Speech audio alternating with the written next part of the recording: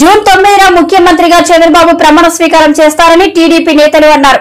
వైజాగ్ లో గంటా శ్రీనివాసరావు, రఘురామకృష్ణరాజు, సోమిరెడ్డి మాట్లాడారు. సర్వేలన్నీ కూటమికి అనుకూలంగానే ఉన్నాయి. జూన్ 4 తర్వాత వైసీపీ పని అయిపోతుంది. ఆ పార్టీ ఘోర ఓటమిని చూడబోతుంది అని అన్నారు.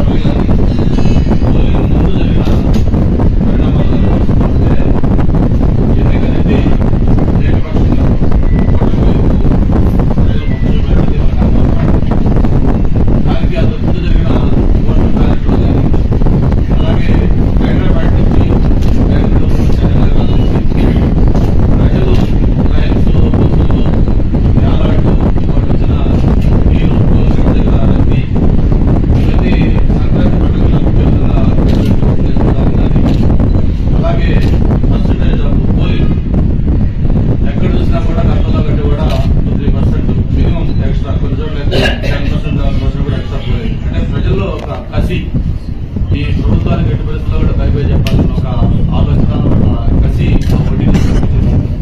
వీటన్నిటితోటి అంతేకాకుండా మనం పోలింగ్ అయిన తర్వాత కూడా 170 కాన్స్టిట్యూన్సీలో మరి చంద్రబాబు నాయుడు గారు, పవన్ కళ్యాణ్ గారు, అలాగే ప్రొఫెసర్ గారి ఆదేశాల మేరకు మొత్తం రివ్యూలు కూడా చేసుకుంటే బూత్ వైజ్ కూడా అనాలిసిస్ ఎక్కడ చూసినా కూడా ఒక పాజిటివ్ వేవ్ కూటమికి కనిపించిన విషయం మనం చూస్తాం.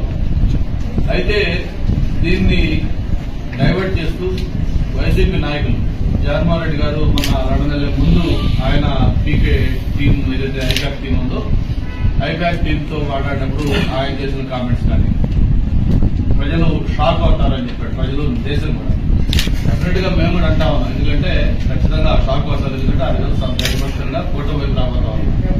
ప్రజలు, దేశంతో పాటు జగన్మోహన్ రెడ్డి కూడా డైరెక్ట్ గా షాక్ అవుతారు. ఎందుకంటే ఆయన ఊహించని విధంగా ఫలితాలు రాబోతా ఉన్నాం.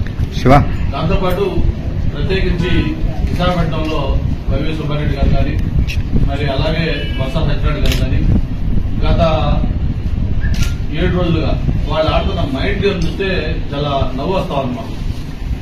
జూన్ 9న విశాఖపట్నంలోనే 9:35 ప్రమాణ స్వీకారం, అలాగే స్టేడియం పోయి ఏర్పాటు చేయడం కోసం స్టేడియం వెళ్తా ఉంటాం, అలాగే స్టార్ హోటల్స్ చేస్తామని చెప్పడం, ఇవన్నీ కూడా ఏం చూస్తామంటే అందరూ నవ్వుకుంటా ఉన్నారు. పక్క అన్ని సర్వేలు, దేశంలో ఉండే ప్రెస్టీజియస్ సంస్థలన్నీ ఆల్ సిఫారసులు మొత్తం కూడా ఎన్నికల్లో కూటమి ఘనంగా సాధించబోతా ఉంది అని చెప్పి ఒక పక్క చెప్తా ఉంటే, ఓటింగ్ సర్వే చూసిన అందరూ కూడా మాట్లాడుతూ ఉంటే వాళ్ళు ఈ విధంగా డైవర్ట్ చేయడం అనేది చాలా నవ్వులాటగా అందరూ ఫీల్ అవుతా ఉన్నారు. దాన్ని ఎవరు కూడా సీరియస్ తీసుకోలేదు. చాలా చోట్ల అయితే కారణాలు ఆల్రెడీ దాని మీద వాళ్ళు చేతులు ఎత్తేసేసి వాళ్ళ నాయకులు కూడా వైరల్ అయింది. ఒక ఈవీఎం మిషన్ డైరెక్ట్ గా క్యాండిడేట్ బూత్ లో వెళ్ళి ఎంత ఓపెన్ గా అతను దాన్ని ధ్వంసం చేస్తున్నాడంటే అది వాళ్ళ ఫ్రస్ట్రేషన్, వైసీపీ నాయకులు క్యాండిడేట్లకి ఆ ఫ్రస్ట్రేషన్ క్లియర్ గా కనిపిస్తా ఉంది. మరి దీని మీద ఈసీ కూడా ఖచ్చితంగా చర్యలు తీసుకుంటుంది. పోస్ట్ పోలింగ్ కూడా తాడిపత్రి కావచ్చు, పల్నాడు కావచ్చు, లేకపోతే మిగతా రాయలసీమలో ప్రాంతాలు కావచ్చు. చివరికి ఒక పబ్లిక్ పల్స్ ఏంటంటే, మేము కూడా మన పోలింగ్ రోజు మార్నింగ్ 7 o'clock ఓటేయడం కోసం మా ఎంఈపీ బూత్లోకి వెళ్ళాం. ఎందుకంటే మిగతా కాన్స్టిట్యూన్స్ లో వెళ్ళాలి కాబట్టి వెళ్తే పబ్లిక్ మమ్మల్ని అప్పటికే 200 మంది క్యూలో ఉన్నారు. వాళ్ళందరూ కూడా క్లాస్ మీరు వేసి ఎలాంటి సార్ మీరు అక్కడికి మళ్ళీ కాన్స్టిట్యూన్స్ వెళ్ళాలి కదా అని చెప్పని వాళ్ళు దగ్గరుండి వాళ్ళు లోపల తీసుకెళ్లి వాళ్ళు క్యూ కాకుండా మమ్మల్ని లేదు ఉంటారంటే కూడా వద్దని చెప్పి వాళ్ళు మన దగ్గర లోపల తీసుకెళ్లి ఓటేసి పంపించారు. సేమ్ ఇన్సిడెంట్ తెనాల్లో ఎమ్మెల్యే నేను రిక్వెస్ట్ చేసి లోపలికి వెళ్తాను కూడా పబ్లిక్ ఒప్పుకోకుండా బలవంతం కలుతుంటే అతని మీద దాడి చేసి ఫిజికల్ అతను కొట్టే పరిస్థితి వచ్చిందంటే పబ్లిక్ మూడేంటో మనం అర్థం చేసుకోవచ్చు. కాబట్టి వాళ్ళు ఎన్ని మాటలు చెప్తే కేవలం 4వ తారీఖు దాకా వాళ్ళు ఎన్ని ప్రయత్నాలు చేసినా ఇది చేసినా కూడా పబ్లిక్ తీర్పెట్టు ఆల్రెడీ పార్టీలో నిశ్చితమై ఉంది. మరి అది ఖచ్చితంగా ఎన్డీఏ కూటమికి ప్రారంభం రాబోతా ఉంది. మళ్ళీ ఏదైతే వాళ్ళు చెప్తా ఉన్నారు 9వ తారీఖు, ఆ 9వ తారీఖున జగన్మోహన్ రెడ్డి గారు కాదు, చంద్రబాబు నాయుడు గారు ఈ రాష్ట్ర 3వ ముఖ్యమంత్రిగా మళ్ళీ ఆయన ప్రమాణ స్వీకారం చేయబోతా ఉన్నారు.